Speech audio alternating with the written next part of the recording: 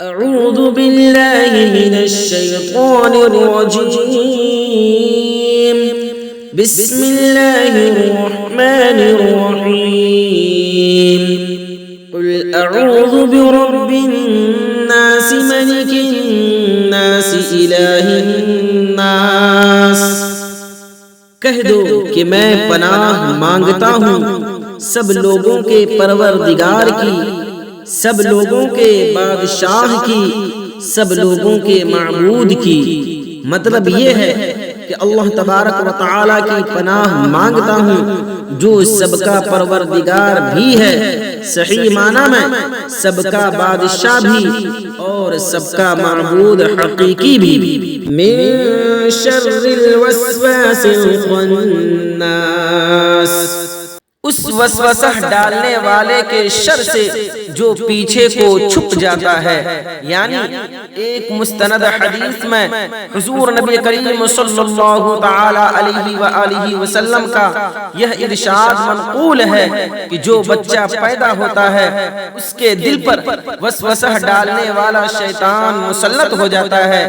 جب وہ ہوش میں آ کر اللہ تبارک و تعالی کا ذکر کرتا ہے تو یہ وسوسہ ڈالنے والا پیچھے کو دبک جاتا ہے، اور جب وہ غافل ہوتا ہے تو دوبارہ آ کر وسوسہ ڈالتا ہے۔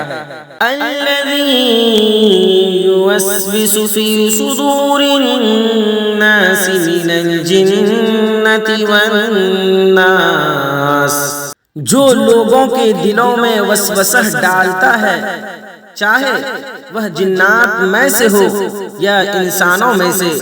یعنی قرآن کریم نے سورہ انعام میں بتایا ہے کہ شیطان جنات میں سے بھی ہوتا ہے اور انسانوں میں سے بھی ہوتا ہے۔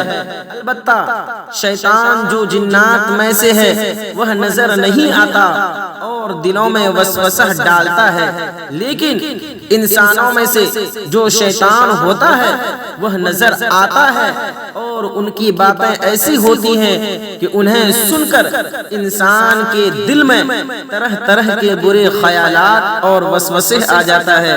اس لیے آیت کریمہ میں دونوں قسم کے وسوسہ ڈالنے والوں سے پناہ مانگی گئی ہے۔ شیطان کی چالیں کمزور ہوتی ہیں اور اس میں اتنی طاقت نہیں ہے کہ وہ انسان کو گناہ پر مجبور کر سکے۔